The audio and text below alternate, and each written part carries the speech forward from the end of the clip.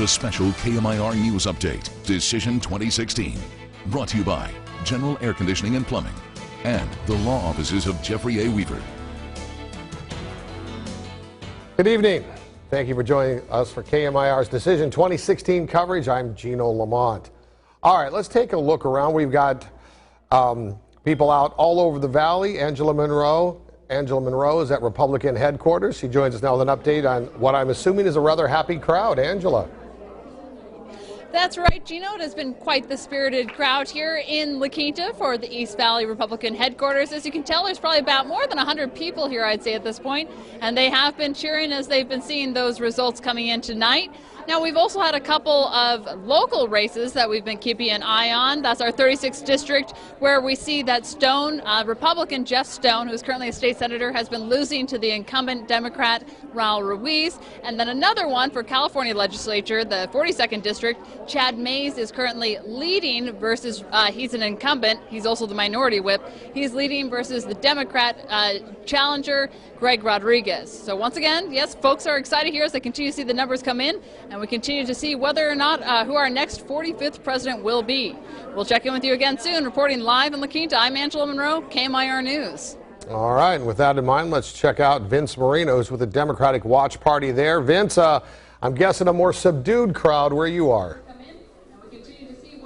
That's right, Gino. The room was basically full when the results started to come in from the East Coast, but I have to tell you, it has emptied out considerably here. And you don't need to ask people how they are feeling because it's written all over their faces. The people I spoke with said they were not expecting to see Hillary Clinton trail Donald Trump the way she is right now. Of course, states like Michigan, Minnesota, and Maine have not been called yet, so there are still people here who are holding on to hope that they will, in fact, go blue. A little bit earlier, we saw Congressman Raul Ruiz come out and greet people here in the crowd. Also a little earlier, Greg Rodriguez spoke. He is running for the California's 42nd Assembly District. He told the crowd not to lose hope and encouraged everyone to stay optimistic. Reporting live in Rancho Mirage, Vince Marino, KMIR News.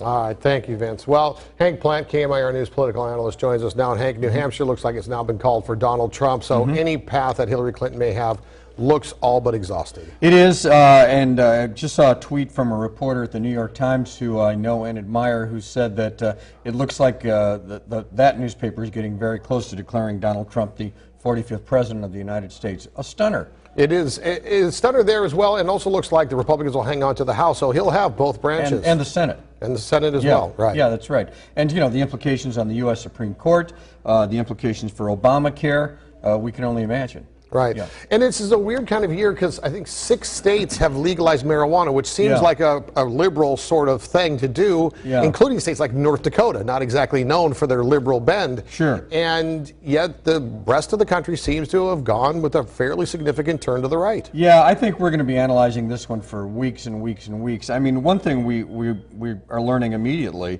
no matter who really wins at the end of the night, is polling was so wrong. Right. Just as it was in England before the Brexit vote. Right. Nobody saw that coming.